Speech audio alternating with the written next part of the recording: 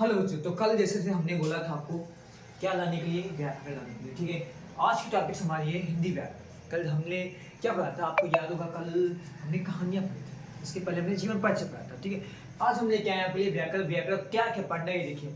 सबसे पहले पढ़ना हमें रस। रस में भी हमें बहुत ज्यादा रस नहीं पढ़ना है। ठीक है, देखिए आपको श्रृंगार रस पढ़ना है, करूर रस पढ़ना है, हास रस, वीर रस और शांत रस पढ़ना है। टोटल आपके कितने, 1 2 3 4 5 रस पढ़नी है आपको। ठीक है, श्रृंगार रस, करूर रस, हास रस और वीर रस और शांत रस पढ़ने हैं। इसके बाद आप कहते हैं अलंकार। अलंकार आपको पता है 2 प्रकार का होता है, एक हमारा शब्द अलंकार होता है और एक हमारा अर्थ अलंकार होता है। आप इसमें क्या क्या पढ़ना है, शब्द में देखिए। शब्द अलंकार में आपको अनुप्रास अलंकार पढ़ना है, यमक अलंकार पढ़ना है और श्लेष अलंकार पढ़ना है। यानी कि पहला जो हमारा अलंकार है उसको 3 पढ़ना, अनुप्रास अलंकार, यमक अलंकार और श्लेष अलंकार। अर्थ अलंकार में हमें क्या पढ़ना है, उपमा, रूपक, उत्प्रेक्षा, भ्रांतिमान। ये एक जल्दी से आया हुआ अलंकार है, भ्रांतिमान नहीं पढ़ाया जाता आपको स्कूल में, और संदेह पढ़ना है। ठीक है, 1 2 3 4 5, यानी अर्थ अलंकार में आपको 5 पढ़ना है और शब्द अलंकार में 3 पढ़ना है। टोटल 8 अलंकार पढ़ के जाना आपको।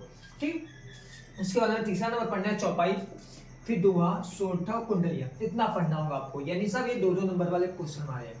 एक चीज याद रखिएगा क्या होता है, बच्चे केवल, आप लोग केवल परिभाषा लिख के चले जाते हैं, उदाहरण नहीं लिखते। ये सबसे बड़ी गलती होती है। जब भी आप रस लिखिएगा, चाहे अलंकार लिखिएगा, चाहे दोहा या सोरठा लिखिएगा, तो विद उदाहरण के साथ में लिखिएगा। अगर ये गलतियां करते हैं, आप नहीं लिखते हैं, तो बहुत सारी प्रॉब्लम हो जाएगी। प्रॉब्लम क्या, नंबर आपके काट लिए जाएंगे। ठीक है, तो याद रखिएगा कि जब भी आपको इसको लिखना होगा तो उसको लिखा होता है, उदाहरण के साथ आपको लिखना पड़ता है। जैसे श्रृंगार रस लिख रहे हैं तो श्रृंगार रस लिखिए, साथ में उसका आपको उदाहरण लिखना पड़ेगा। अलंकार लिख रहे हैं तो अलंकार लिखना पड़ेगा और साथ में उदाहरण दिखाना पड़ेगा। दोहा, चौपाई, सोरठा, कुंडलिया जो भी लिख रहे हैं आप, तो उसमें मात्राएं आपको लिख कर दिखानी पड़ेगी आपको। ठीक है, तो ये आज की टॉपिक्स थे हमारी। अब कल आपके नए टॉपिक्स लेके आते हैं। और याद रखिएगा आपको रस पढ़ना है, रस में क्या क्या पढ़ना है, अलंकार है, अलंकार में दोनों अलंकार में क्या क्या पढ़ना है आपके सामने दो। उसके बाद चौपाई, दोहा, सोरठा, कुंडलिया, ये सारे क्वेश्चन 2 2 नंबर के और विद एग्जाम्पल के साथ में, यानी उदाहरण के साथ में लिखा जाएगा कि श्रृंगार रस लिखिए, उदाहरण से दिखाइए। फिर लिखिए अर्थ अलंकार में, लिखिए अनुप्रास अलंकार लिखिए, उदाहरण से दिखाइए।